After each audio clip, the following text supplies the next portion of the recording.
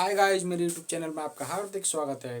अगर आपने अभी तक चैनल को सब्सक्राइब ना किया हो तो सब्सक्राइब कर लें, बेल आइकन पर हिट करें और उसके बाद ऑल पर क्लिक कर दें ताकि आने वाले सभी नोटिफिकेशन आपको मिलते रहें। वीडियो को लाइक और कमेंट ना किया हो तो लाइक और कमेंट कर दें, वीडियो को ज़्यादा से ज़्यादा शेयर करें ताकि जो मेरे YouTube channel trick NEET by Harendra पर इंटेलिजेंट गैसिंग सीरीज चल रही है उसका बेनिफिट सभी को मिल सके। तो आइए स्टार्ट करते हैं। आज का जो क्वेश्चन मैंने लिया है ये भी आपके मेडिकल में आया हुआ क्वेश्चन है। तो इसमें ये क्वेश्चन है ग्रेविटेशन चैप्टर का। तो इस क्वेश्चन में बोल रहा है the escape velocity of A sphere, कि एक गोला है, गोले की जो है एस्केप वेलोसिटी क्या होगी, पलायन वेग क्या होगा, ऑफ मास स्मॉल एम, जिसका क्या है मास क्या स्मॉल एम है, इज गिवन बाई, वो किसके द्वारा रिप्रेजेंट होगा। तो चार ऑप्शन दिए गए हैं, बस ये बता दिया कि कैपिटल जी है जो यूनिवर्सल ग्रेविटेशनल कांस्टेंट होता है, जो हम जानते ही हैं। एम ई कहा है mass of the earth, E for earth इसलिए एम ई रिप्रेजेंट कर दिया। And R E radius of the earth, E से अर्थ होता है इसलिए आर ई से रेडियस ऑफ अर्थ इसलिए आर ई से डिनोट कर दिया है। तो देखो एक तो इसका सिंपली ये पूछ रहा है कि एक स्मॉल एम मास का एक गोला है, उसको कितनी वेलोसिटी से फेंकें अर्थ से ऊपर की तरफ कि वो दोबारा वापस ना आए लौट करके, उसी को बोलते हैं एस्केप वेलोसिटी। ये क्वेश्चन के कहने का मतलब। तो इसके लिए एक डेरिवेशन होता है और एस्केप वेलोसिटी का फॉर्मूला निकल कर आता है। अगर एक्चुअल कंसेप्ट की बात मैं करूँ तो वैसे मेरा मोटो एक्चुअल कंसेप्ट बताना नहीं है, लेकिन फिर भी आपको बता दे रहा हूँ। तो एक्चुअल कंसेप्ट से बस वहाँ से डेरिवेशन निकल के आता है, फिर फॉर्मूला निकल कर आता है अंडर रूट में 2 इंटू कैपिटल जी इंटू में मास ऑफ प्लानिट, मतलब जहाँ से फेंका जा रहा है उसका मास अपॉन में रेडियस ऑफ दैट प्लानिट, इतना फार्मूला होता है। ठीक है, उसमें एस्केप वेलोसिटी के फार्मूले में कहीं भी जिस पार्टिकल को फेंका जा रहा है उसका मास कहीं नहीं आता है।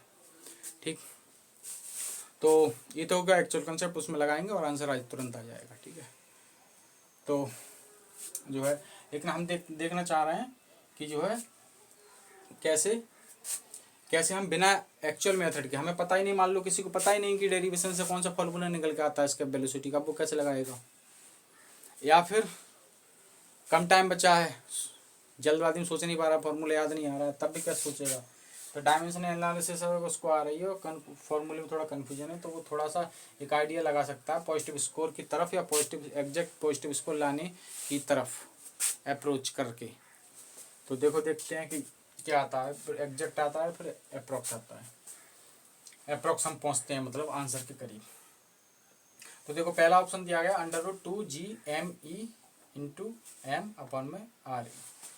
ठीक है, तो देखो ये जो है, अब यहाँ से हम डायमेंशन एनालिसिस के हाथ पे देखें तो ये क्या एस्केप वेलोसिटी भी एक तरीके का वेलोसिटी है।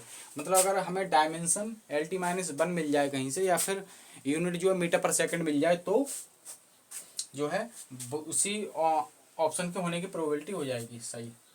तो पहला ऑप्शन में कह रहा है √2 capital G into M E into small M upon में आर ई।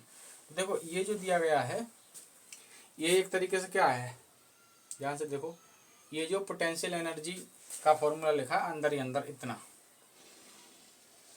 देखा जाए तो ये पोटेंशियल एनर्जी का फॉर्मूला लिखा हुआ है, एक जी कैपिटल जी एक मास इंटू दूसरा मास अपॉन में रेडियस।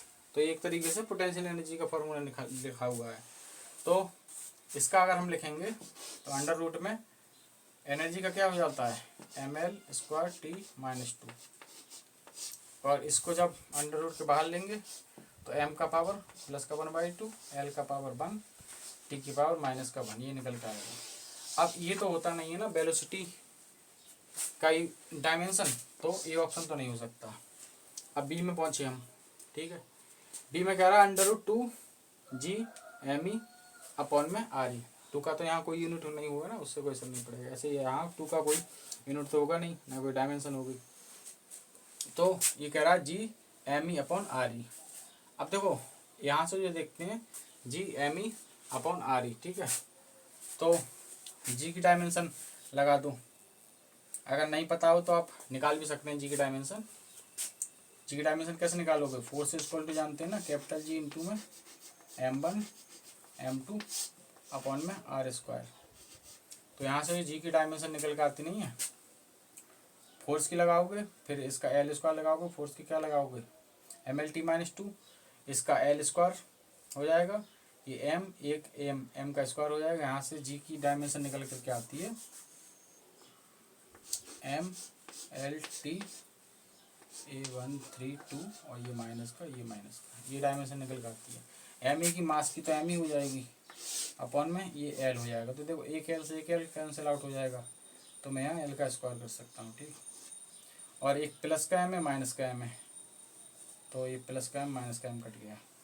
अब ये चीज़ पता है क्या, अंडर रूट में अब इसका करेंगे तो ये बाहर एल आ जाएगा और टी के पावर -1 आ जाएगा। देखो ये क्या निकल के आ गई, वेलोसिटी की डायमेंशन। इसका मतलब इस आंसर, इस ऑप्शन पे होने की प्रोबेबिलिटी बन जाएगी।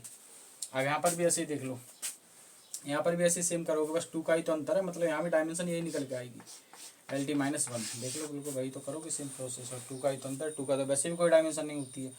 अब यहाँ भी इस आंसर के भी होने की प्रोबेबिलिटी है, मतलब बी और सी में से कोई एक हो सकता है और ए नहीं हो सकता। डी को चेक कर लेते हैं होगा कि नहीं होगा। देखो डी में तो बहुत ही ज़्यादा मजे की बात है, अगर आपको डायमेंशनल चैप्टर से एक चीज़ पता हो कि समान राशियों कोई भी आपस में जोड़ी जाती हैं तथा घटाई जाती हैं। अब देखो यहाँ देखो, ये क्या है, RE है, मतलब radius of earth. Radius of earth की डायमेंशन क्या निकल के आएगी, L, इस तरीके से आएगी ना इसकी डायमेंशन निकल कर।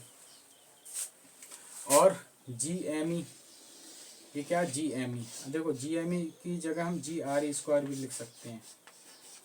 कैसे पता है, क्योंकि हम जानते हैं कैसे, small g equal to GME upon में RE²। तो यहाँ से GME equal to cross multiplication करेंगे तो GRE² आ जाएगा। इसकी जगह GRE² रख रहे हैं, तो हम इसका मतलब क्या कर रहे हैं, GRE² में RE जोड़ रहे हैं, ठीक। अब देखो इस RE² को मैं अलग अलग लिख ले रहा हूँ, एक RE को यहाँ लिख लिया, एक RE को यहाँ लिख दिया। अब देखो रियल में क्या होना चाहिए था, यहाँ RE आ रही तो यहाँ भी केवल RE आना चाहिए था, ठीक है। लेकिन यहाँ क्या आ जा रहा है, G × RE, मतलब ये चीज़ एक्स्ट्रा में आ जा रही है, ये चीज़ एक्स्ट्रा में आ जा रही है। और ऐसा भी नहीं कि ये एक दूसरे को कैंसिल आउट कर देंगे, ये या इनकी डायमेंशन एक दूसरे के अपोजिट होंगी। तो इसका मतलब है कि यहाँ तो यहीं से गलत हो गया कि इन दोनों को जोड़ना ही गलत है, तो ये तो पॉसिबल ही नहीं है। बात खत्म, डायमेंशन की तो बात छोड़ो चेक करने की। तो अब क्या निकल के आया, या तो हमारा बी आंसर हो गया, सी आंसर होगा। अब हमने 2 ऑप्शन एलिमेंट कर ही दिए हैं। और इंटेलिजेंट गैसिंग की इंट्रोडक्शन वीडियो में आप मेरी प्ले लिस्ट में जाकर देख सकते हैं। सबसे पहले इंट्रोडक्शन वीडियो है इंटेलिजेंट गैसिंग प्ले लिस्ट में जाकर देख सकते हैं। उसमें मैंने बताया भी है कि नीट एग्जाम में 1/4 नेगेटिव मार्किंग है, इसलिए जो है अगर आप 2 ऑप्शन भी एलिमेंट कर देते हो और इस तरीके से मिनिमम अगर 4 क्वेश्चन आप करते हो, मतलब हर क्वेश्चन में 2 ऑप्शन एलिमेंट करते हो, तब आपका हमेशा पॉजिटिव स्कोर रहेगा। उसमें मैंने एग्जाम्पल लेके बहुत अच्छे से बताया है।